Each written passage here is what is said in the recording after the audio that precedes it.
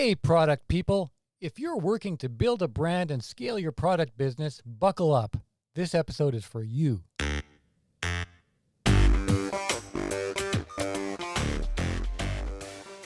Welcome to Product Knowledge, the podcast about creating and marketing products people truly need. I'm Laurier Mandin, founder and principal of Graphos Product. While small brands and startups dream of being big, some of the world's biggest conglomerates are breaking up into smaller pieces. From GE and Toshiba to Johnson Johnson, big brands are trying to get smaller, at least a little. Maureen Mwangi started her career in that oversized world, launching products for the likes of L'Oreal, Dove, Lay's, and Chobani. Today, Maureen's focus in her own consultancy, Startward Consulting, is on helping product brands to design their dream business and scale profitably with scientific precision. I started our discussion by asking Maureen which big brand behaviors growing product businesses need to emulate and when they should instead lean into their smallness and agility. We try to hire influencers. We try to do things outside of our scope. But the reason why big brands are doing what they're doing is because they're starting to see the power of personalizing brand. And one example I have is I was working as part of the team for multi-pack under Frito-Lay, and we'd created a campaign where mothers could write a letter to their children inside the variety pack. So whenever a child would open up a bag of chips, they could read the letter from their mom. What that goes to show is that big brands are trying to create touch points with their consumers in order for their brands to feel like a person and in order for their brands to resonate as a human being. And so as a small business owner or as an emerging entrepreneur trying to really scale up your business, I challenge you to think about what can you do to personalize your activities. What can you do to personalize your marketing activity? In your campaigns, can you share your why? Can you show who you are? Can you connect with your audience? Can you represent your customer and be that voice? Because emotional resonance is what's driving a purchase. Consumer behavior has changed drastically because people are becoming so discerning on where to put their dollars at. And the only way somebody would lean into your brand is if they know why you're doing it. Because at the end of the day, branding is why people buy you. Marketing is how people find you. Yes. And when big brands are now transitioning into smaller businesses, they're doing that because as a small company, there's so much agility. But funny enough, many people use the size of the business as their weakest link. But one thing I want to tell people is just because you're small, it doesn't mean you're not potent. The reason why you're seeing big brands becoming small brands in their own capacity is because they've realized like, hey, I'm potent when I'm small. It's easy for me to launch a new campaign, launch a new product, test it, get feedback fast enough, and then change things up. But when I'm a big brand, I have to go through multiple hoops to get anything approved and do anything. And the market is changing so fast. Technology is changing so fast. Your company needs to be in a position to adapt and be agile as fast as the market is. Yes, and how do you think consumers make the choice when they're deciding they have the choice to buy from a big brand or to buy from a more intimate, smaller brand? How do they decide that they trust the smaller brand compared to the big one that they've known all their life? That's a really great question because how consumers make a purchasing decision is based on two primary factors. The first one is physical availability. Are you where they are when they're shopping? And the second one that really influences their buying on a subconscious level is mental availability. Are you where they are when they're thinking to purchase? So what that means is how consumers decide is based on memorability and how frequent you come to mind when they're thinking about that particular product. So when it comes to a small brand purchasing decision versus a big brand purchasing decision, they do it because of credibility.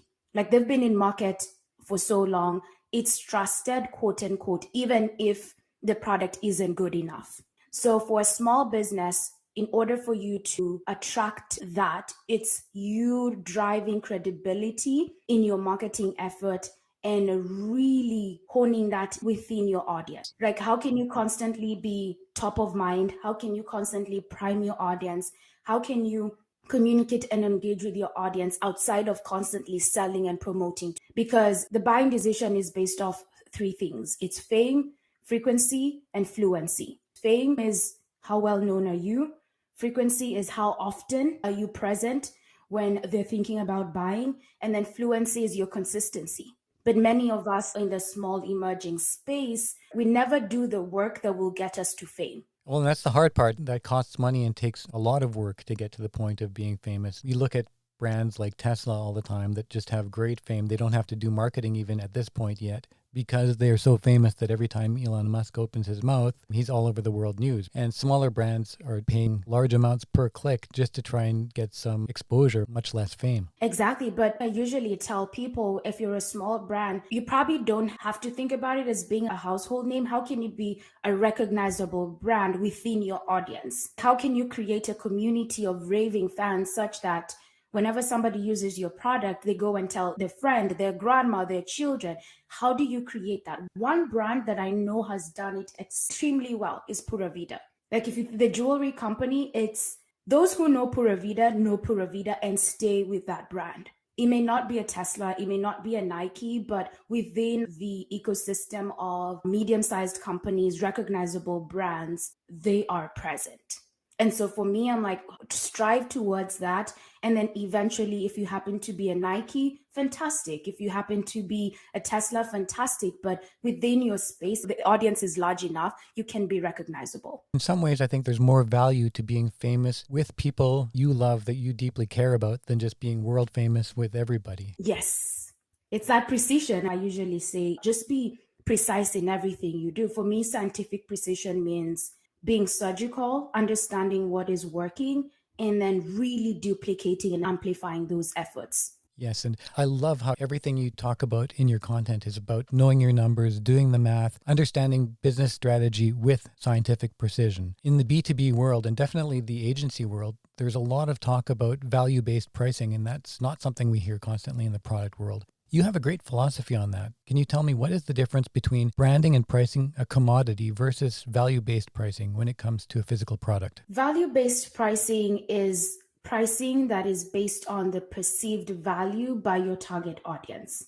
And what my equation looks like is every product-based business has a cost. It's fantastic to know your cost, but also you have to realize that your cost is just your springboard to profitability. There is a certain added profit margin that every one of us desires to achieve in order for us to be sustainable. And that profit only comes from the brand development work. Understanding what is the value of your product outside of the functional benefit it has. So if you're selling a candle, because I am literally looking at a candle as we record this, what represents your candle? Think about 3 adjectives that drive people to buy your candle. That is the value that people are paying for. Think about Louis Vuitton. Louis V sells bags, and you would argue that the bags at Louis V primarily could be the same as Chanel, Dior, or any of those well-known brands. But Louis V has done a fantastic job of segmenting their market, of claiming their position, and articulating who they are for and what they stand for. People can know, well, I'm an audience for Louis V and I'm not an audience. So what is that value that you're bringing out to the market? And that's your profit margin, and that's what adds up to the value-based pricing. So the reason I share this is in the product space or in the commodity space, once we know our costs, we probably just do a markup of times 2 and then you sell it. And sometimes that doesn't even represent what you're trying to sell. So think about what is a transformation that your product is seeking to provide and actually sell that, because at the end of the day, people are buying based on value. Like price is only expensive as long as it's being compared to something else. Yes, value is entirely a perception in the customer's mind. Unlike price and your costs, and commodity-based products are priced, as you said, based on the costs plus profit margin equals what they sell for. But if I'm buying a Louis Vuitton bag, that's not even a factor. It's entirely based on the value delivered and perceived by the buyer, what that buyer will pay for it compared to other similar bags. It's not a mathematical equation based on manufacturing and distribution costs at all. It's entirely based on perceived value by the customer or what has been built up by the brand. Absolutely. And that's the work that we need to do. It's good to know your manufacturing costs. It's good to focus on distribution. I personally think that the work that we're talking about in this session needs to be done first before anything else is done. Absolutely, because that's another important thing you do in your work is recognizing that a business needs to make a profit, not just break even. Success is not about selling and making the same amount of money come into your bank account as what went out. We have to learn to embrace profitability and give the right amount of value to our customers that they want to pay, that they perceive the value of the product enough that they make us profitable in buying it. Absolutely. At the end of the day, that's why we're doing this. I usually say this journey is stressful enough, and I don't think we need to add more stress if we're not making money. So, yeah. I think entrepreneurs are often a little embarrassed about that. They don't want to admit in many cases that they deserve to make money, that they've given up so much and taken so much risk, that the upside should be profitability in the life they've chosen. Yes. Are you getting ready to take an innovative product to market? If so, the odds are exceedingly high that you're going to fail. It doesn't have to be that way. Changing buyers' habits is very hard to do at the best of times. So a solid go-to-market plan can be your difference between costly product failure and runaway success. At Graphos Product, we're the best in the world at creating innovative product go-to-market roadmaps. Find out more and get started now at graphosproduct.com. Welcome back to Product Knowledge, the podcast about creating and marketing products people truly need. Today I'm talking with Maureen Mwangi, founder and CEO of Startword Consulting. Maureen, a lot of your customers, as we discussed, are in DTC businesses selling direct to consumer. And a lot of DTC businesses that have grown on digital ads are looking for better ways to scale. Getting into wholesale is one of them, but that is scary because of the risk and the fact that you don't get paid for a long time. And there are a lot of hazards to scaling through wholesaling. Scaling in that pay-per-click environment, though, has become harder and harder, and sometimes it's impossible, especially now, for products that don't have enough margin or are expensive to ship. So how do you recommend DTC product makers plan to take the leap into other distribution channels if they've been in digital to this point? It's great we talk about this because when it comes to physical products or product-based businesses, we always should be striving to be focusing on omni-channels, right? So if you've had success in e-commerce and you're sort of apprehensive when it comes to wholesale or external retail agencies, I do challenge people to think about what if you created your own retail storefront? What if you had your own, So if you were focusing on getting an audience online that is global, what if you focused on getting your audience in your local zone area and continue expanding?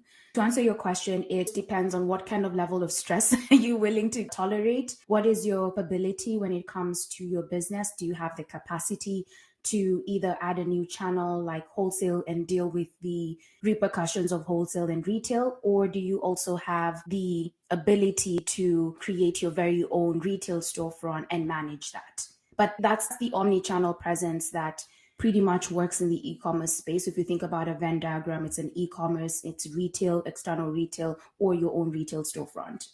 Yes, I love that idea. And there are so many opportunities for people on a local basis, for business owners to have a pop-up store, to test the waters, to get out there and sell direct on a level that is not high risk to them. Even before selling direct online was a thing, Chip Wilson started Lululemon with the premise that he was going to sell direct and essentially, as he put it, get both ends of the profit, the retail and the wholesale end all together. And he built a global business by doing that. So I love that you recommend thinking like that, whether your aspirations are Lululemon or just being able to own the entire business and not let someone else make as much money from your product as you are, just by being that connection between you and the consumer. Oh, yeah. And so glad we're talking about this because I personally feel like just because we have access to the online space, people have forgotten the fundamentals of business. Like, how were businesses being created before social media?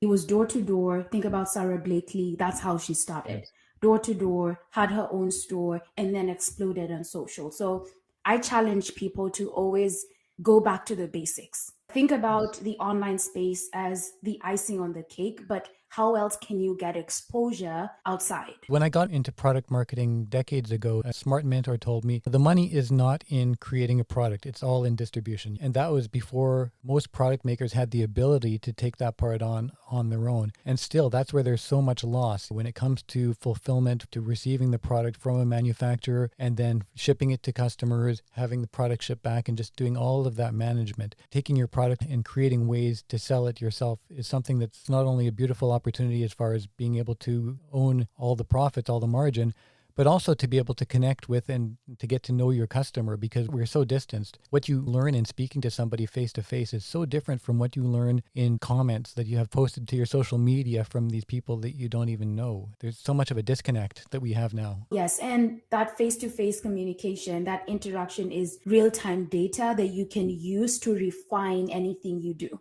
It's like you're collecting data in real time, which I'm a sucker for that. That's something. Yeah. No, absolutely. And because it's so impossible to replicate, we can kind of simulate it to some extent. And often we have to. The only way to connect to consumers who are buying our product from the other side of the country or another part of the world is through social media, and it's immediate. And there's a lot of gain that we have from that we've never had before. But because it's so easy, it's often possible to not know our customer truly and to not even have a human connection with. You can sell a product and not know a single person who buys your product from you. And to me, that's a great shame. It's a source of pain and it's a loss to product makers. So I think any way that you can come up with to truly know customers and to see your product benefit them, because we create products to help people. It's nice to actually get to know the people we're helping and to see examples of it in real life. Now that we're talking about this, I personally feel like with the changes that happened this year with digital marketing, with iOS and Facebook, the growth strategy for 2022 moving forward has to look very different. And my recommendation is we're going to have to think about referral marketing or micro influencers within our brand so that we can push the word of mouth and continue to grow our businesses without relying heavily on ad spend or the Facebook platform. So the digital marketing space is changing. It's getting a lot more complex, but I think the benefit of this looking forward is that it's teaching us to go back to the organic way of building our businesses. Yes, a lot of brands, a lot of product makers are looking to affiliate marketing, to influencers of different levels. And some of those things work for brands better than others. You can really get lost in the weeds with some of those methods. It's important to look at your values and look at how you really want to connect, to understand what those next steps are going to be, because we are experiencing a great shift. We are seeing that digital advertising platforms are no longer able to give us the data that they were before. Privacy has changed. People's expectation of privacy online is changing. So that means that we have to respect our consumers more and we have to connect with them in new ways. Yes, absolutely. It goes back to community building, relationship marketing. Another thing I wanted to ask you about is supply chain issues, and that's such a big thing for all of my clients right now. There hasn't been a worse time probably since World War II for supply chain management, and it's really made life stressful for the majority of product makers. Even a lot of product makers who produce and sell locally, for example, even your neighborhood microbrewery or kombucha maker is struggling to get bottles and cans for their product, and when they do, it might be at 4 times the cost. Overseas freight is multiples the normal cost, and ships wait weeks just to get into port. Customers are often not sure who they believe, and buying is hard on the customer side. But what advice do you have for managing customer expectations and supporting continuity for businesses that rely on imported products or imported components to their products? One of my core philosophies is leading with integrity. And one of my biggest recommendation would be to communicate that to your audience right away. Yes. If you're noticing some gaps, if you're noticing some delays, communicate that with your audience. Also communicate that with buyers. And I say that because I have some clients in retail and they still have to share that with their buyers because there's a risk of the shelves not being stocked. And once you communicate that, think about your assortment. What is it that you currently have that you could continue marketing and selling it to them so that they feel like they're still being taken care of? And I think about the supply chain issues. When I think about the flip side, I think it's given entrepreneurs in the physical space a chance to really audit their product assortment and really look at what's selling, what's not selling, what is it that they can manage, what is it that they cannot manage from a capacity standpoint, and really refine that process. Because at the end of the day, you want to have a business with products that your customers love and want, and B, that actually sell. So if you're finding yourself like your hero products are selling, but your non-hero products are not selling, I think this is the time to market and sell those products to them, but also for you to evaluate and notice that, hey, moving forward, I potentially don't need this. You talk a lot about that, about not letting your non-hero products, your baggage products, I guess, just cannibalize the work that you're doing with the hero products. And yet product makers are told you've got to increase your average sale value. Because of that, I believe that these business owners are feeling, well, I've got to bring on more product. There's that constant pressure to keep on expanding your product line in order to be able to sell more. And I think a lot of that is driven by these high ad costs for digital. Absolutely. A lot of that is driven by the ad costs and potentially the product combination when you're using ads to sell. What do I mean? So many of us will probably run ads to one single product. We really haven't accounted for the pricing of that product, the cost of acquiring that product, and we don't have a strategy to bake in on the back end where you can have a cash multiplier system that allows you to make up like 3x or 4x more than what it costed you. Tell me a little bit about that. What is a cash multiplier system? So a cash multiplier system, it's what people call the lifetime value of a customer. Basically, it's thinking beyond the first purchase that your customer makes. So if you run a paid ad, you sell them a product that costs $20. You want to make sure that you at least get like 5x of your return within the first 90 to 120 days. Don't forget your audience. So if they bought this, what can you sell them up as a complementary product? What can you sell them up as a second complementary product in 60 days? Like, it's really making sure that that mathematics on the back end is working so that you get more ROI eventually. Yes, from that customer. And another thing that people often overlook when they're selling online is a great value can come from making those customers absolutely delighted and turning those customers into evangelists so they don't just buy once for themselves, that they're driving revenue to you from sharing and telling like-minded people in their community about the product, about the brand. I can't tell you how many times I've bought something, not because I saw a digital ad and clicked on it, but because somebody in my circle told me it's a great thing to have. Most of the apps on my phone are there for that reason. Same thing. And I think when we're recording this, the Remarkable, literally one friend told me about the Remarkable digital notebook, and I'm craving over it right now. I'm like, I'm just about to buy it just because somebody told me. I didn't know anything about them.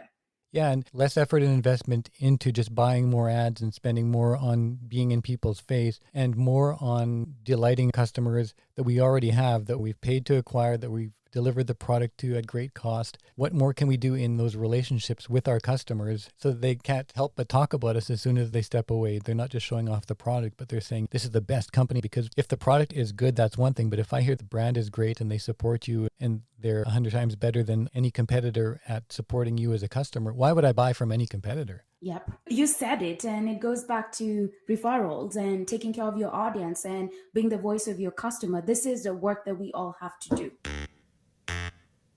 That's it for this episode of Product Knowledge and my conversation with Maureen Mwangi, founder of Startward Consulting. Find out more about Maureen and her Product Profit Lab and Big Brand Academy at startwardconsulting.com.